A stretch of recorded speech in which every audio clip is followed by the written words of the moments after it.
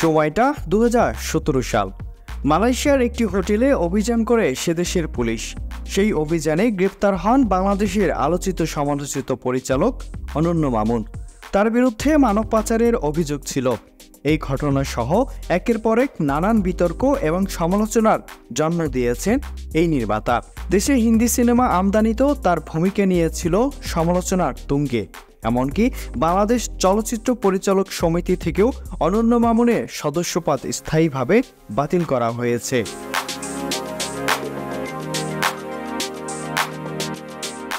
অনন্য মামুনের পরিচালিত নবাব এলএলবি সিনেমায় অশ্লীলতা ও পুরুষকে হেয় করার অভিযোগেও গ্রেপ্তার হয়েছিলেন অনন্য মামুন।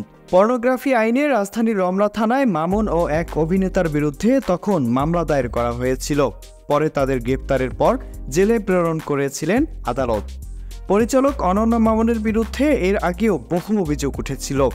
যৌথ প্রযোজনার সিনেমা নির্মাণে প্রতারণা, ভুয়া শিক্ষা সনদ দিয়ে পরিচালক সমিতিতে সদস্যপদ নেওয়া এবং অপেশাদারিত্বের আচরণের অভিযোগও শোনা যায় তাকে নিয়ে।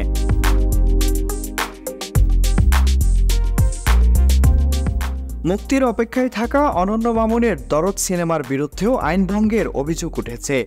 সেন্সর ছাড়পত্রবিহীন প্রেক্ষাগৃহে প্রদর্শন করা হয় দরদের টিজার। প্রেক্ষাগৃহে প্রদর্শনীর সময় সাকিবিয়ানরা ভিডিও করে তা সোশ্যাল মিডিয়াতে ছড়িয়ে দেয়। ভিডিওটি মুহূর্তেই ভাইরাল হয়ে যায়। শুধু ভক্তরাই নয়, সিনেমাটির নির্মাতা অনন্য মামুনও সেই ভিডিও নিজের ফেসবুকে পোস্ট করে উল্লাস প্রকাশ করেন। ক্যাপশনে লিখেন, কি উল্লাস দরদ। দরদ সিনেমা বাংলাদেশের পাশাপাশি সহ প্রযোজনায় রয়েছে ভারতীয় প্রযোজনা সংস্থা SKS মুভিজ ও মুম্বাইয়ের ওয়ান ওয়ার্ল্ড মুভিজ। সম্প্রতি আবারও আলোচনায় অনন্য মামুন। সংযুক্ত আরব আমিরাতে বাংলা কার্নিভালের আয়োজন করে অনন্য মামুনের ইভেন্ট ম্যানেজমেন্ট প্রতিষ্ঠান অ্যাকশন কাট। এতে অংশ নিতে গিয়েছিলেন কিছু সিনেমা ও সঙ্গীত জগতের তারকারা। অনুষ্ঠান চলাকালেই বাধে বিপত্তি। পুলিশ হত্যা মামলার পলাতক আসামি ও বিতর্কিত ব্যবসায়ী আরাফ খানের নেতৃত্বে হঠাৎ 30-40 জনের একটি দল অনুষ্ঠানের স্থলে ঢুকে পড়ে। এ সময় অনুষ্ঠানের আয়োজকরা ও নিরাপত্তা কর্মীরা তাদের বাধা দেন। এ ঘটনার ভিডিও ধারণ করছিলেন স্থানীয় সাংবাদিকরা। পরে দলবল নিয়ে উপস্থিত সাংবাদিকদের উপর হামলা করে আরাফ খান।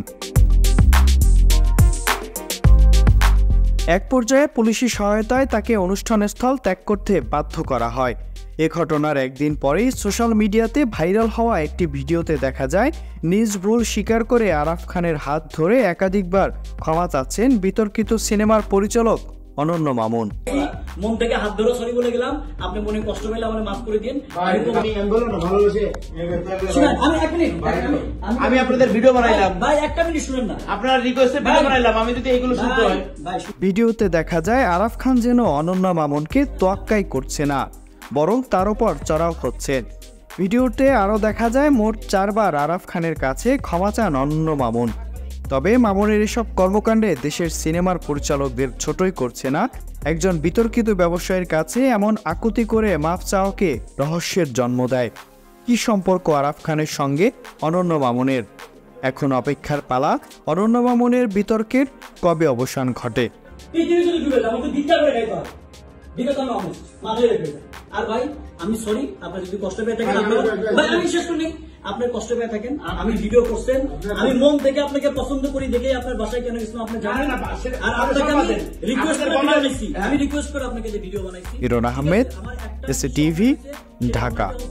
যে আমাকে যখন প্রশ্ন করছে যে ভাই আরাফ খান আপনাদের সাথে আছে, আমি বলছি না, উনি আমাদের সাথে নেই, উনি আমাদের গেছেন, আমার কাছে বলছেন আপনারা, এটা আমার কষ্ট লাগবে না।